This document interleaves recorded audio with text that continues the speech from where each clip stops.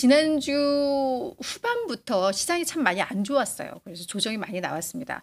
처음에 그냥 순환매로 갈 때에는 그래 뭐 이건 건강한 순환매야. 그동안 못 갔던 애들 좀 올라줘야지. 기술주들 그동안 많이 올랐으니까 좀 쉬어줘야지 했는데 이게 계속 반복이 돼. 그다음 어느 순간은 소형주, 중소형주들 뭐 다른 섹터도 같이 내려. 그러니까 이제 그때부터 좀 불안하네. 이런 상황도 왔었어요. 이거 건강한 조정이고 건강한 순환매였는데 아닌가? 뭐 약간 금요일부터 약간의 불안감들이 모락모락 피어나려고 했는데 네, 오늘 반등이 나오면서 너무너무 어느 때보다 반가운 반등이었습니다. 지난주에 다우는 그래도 올랐어요. 주 후반에는 조금 휘청이었지만 지난주 주간 기준으로 다우 한 0.7% 올랐었고 나스닥하고 S&P는 많이 내렸었죠. 각각 뭐 3.7, 뭐 2% 정도 급락을 했었으니까 주간 기준으로는 거의 지난 4월 이후에 최대 낙폭을 기록할 만큼 정말 좀 하락폭, 조정폭이 컸습니다. 그러다 보니까 야 우리 펀더멘털 무너진 거 아니잖아. 기업들에 대한 실적 기대감 유효하고 AI 모멘텀 여전히 살아있고 지금 경제 상황도 괜찮고 이제 금리 인하는 다가오고 있고 이렇게 약간 이성을 찾았어요. 그러면서 오늘 반발 매수세가 좀 강하게 유입이 됐습니다. 그래서 다우가 0.3% 올랐고요. S&P 500과 나스닥 지수는 각각 1.1%, 1.6% 올랐습니다. 그동안 조정이 컸던 반도체주를 중심으로 해서 매수세가 많이 유입됐어요. 그래서 필라델피아 반도체 지수는 오늘 4%나 올랐다라는 거 정리가 될 것 같습니다. 지금 시장에 있어서 되게 중요한 이슈들은 약간 정치권 이슈가 시장에 약간 중심으로 오는 듯한 느낌이 좀 와요. 그렇죠? 그래서 주말 사이에 그러니까 미국장은 오늘 첫 반영이 된 거죠. 우리 바이든 대통령이 다음 민주당 후보로 나오지 않을 거야. 대선 후보에서 이제 사퇴를 결심을 하고 그걸 주말 사이에 알리면서 뭐 코인 시장이나 이런 걸 바로 즉각 반영하는 시장은 뭐 난리 났었죠. 근데 이제 미국 증시는 첫 반영인데 이 부분에 대해서 뭔가 정치적 불확실성이 되게 커지잖아요. 트럼프 암살 시도도 그랬고, 그죠?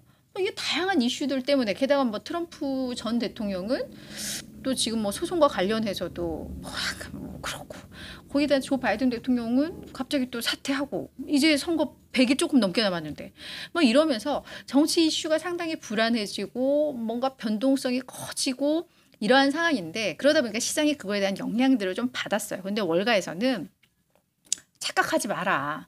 정치적 이슈가 시장의 방향을 완전히 뭐 뒤흔들 그런 이슈는 아니다. 라고 하면서 결국 시장에 가장 정확하고 신뢰할 수 있는 이슈, 모멘텀은 결국은 경제 상황과 결국은 금리 이벤트다. 금리 모멘텀이다. 라고 하면서 그 모멘텀들은 지금 흔들림이 없다라는 점. 그런 점들 때문에 시장이 어느 정도 좀 평안한 안정감을 찾은 게 아닌가라는 해석도 좀 나오고 있는 그런 상황이죠. 이번 주에는 계속 이렇게 평안할 수 있을까? 많은 분들 걱정을 하실 텐데 이번 주에 굵직굵직한 이벤트가 되게 많습니다. 먼저 금요일에는 우리 연준이 가장 주목하는 물가지표, 개인 소비지출 물가지수가 나올 거고요. 수요일인가? 그렇죠. 목요일에는 2분기 GDP 속보치가 나옵니다. 그래서 이것도 되게 시장에서는 주목을 할 거예요. 경제 상황에 대해서 우리가 볼 수 있으니까. 그리고 실적 측면에서는 이번 주에 테슬라와 알파벳 실적이 있습니다. 그래서 굵직굵직한 이벤트들이 많기 때문에 이번 주 시장이 어찌 될지는 모르겠어요. 변동성이 좀 커질 수가 있는 그런 상황인데 일단 첫날의 거래는 너무 좋았다. 이렇게 정리가 될 것 같습니다. 자, 그럼 또 그 밖에 어떤 이슈들이 있었는지 또 정리를 해봤으면 좋겠는데요. 먼저 미국의 투자자문사인 스트라테가스의 이 정책연구 책임자인 댄 클리프톤이 뭐라고 이야기를 했냐면 이분은 지금 정치적 불확실성이 분명 크다라는 건 이야기를 합니다. 하지만 시장의 유동성이 사실은 너무 풍부하대요. 그래서 이 정치적으로 뭔가 막 흔들리고 뭐 난리 난 쇼를 보여더라도 시장은 거기에 너무 이렇게 치우치지는 않을 거야. 이거를 다 소화할 수 있는 유동성이 있어 라고 시장에 대한 어떤 분석 뭐 이런 내용들을 또 내놓기도 했고요. 그 다음 또 하나의 이슈는 버크셔 해서웨이가 뱅크 오브 아메리카의 지분을 축소했다고 합니다. 우리 지난 분기 때 그 보고서 보면서 애플 주식 매도하면서 그때도 다들 이게 시사하는 바가 뭐지? 막 이랬었잖아요. 근데 결국은 뭐 세금 내야 돼서 팔았다고 했는데 뱅크 오브 아메리카도 한 10억 달러만큼 매도를 했습니다. 한 3,400만 주를 매도를 한 건데 물론 이거를 팔고 나서도 뭐 9억 9천만 주가 넘게 보유를 하고 있어요. 여전히 뱅크 오브 아메리카의 최대 주주 자리도 유지하고 있어요. 그래서 일부를 매도를 한 거긴 한데 이게 지난 2019년 4분기 이후 처음이라는 점에 있어서 약간 왜 그렇지? 약간 이런 궁금증은 좀 있습니다. 근데 뭐 구체적으로 매도 이유나 이런 건 밝히지는 않기 때문에 뭐 또다시 뭐 세금 이슈라던가 뭐 일부 차익 실현이라던가 뭐 이런 부분이겠지라고 시장에서 해석은 하는데 이것도 주요 이슈로 저희가 한번 정리를 해볼 수 있었을 것 같고요. 마지막은 보잉 이슈입니다. 보잉이 지금 안전 문제 이슈로 해서 계속해서 제대로 항공기 팔 수 있겠어 라는 우려가 나오는데요.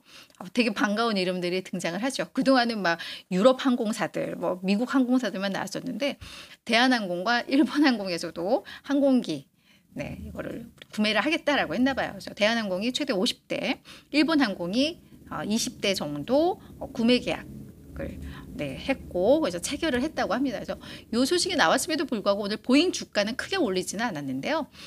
그래도 보잉이 뭔가 각종 사건 사고는 많아도 보잉은 보잉이다. 아무래도 독과점을 하고 있기 때문에 그래도 항공기는 이렇게 꾸준히 계약을 맺는구나라는 거 또 확인이 된 것 같습니다.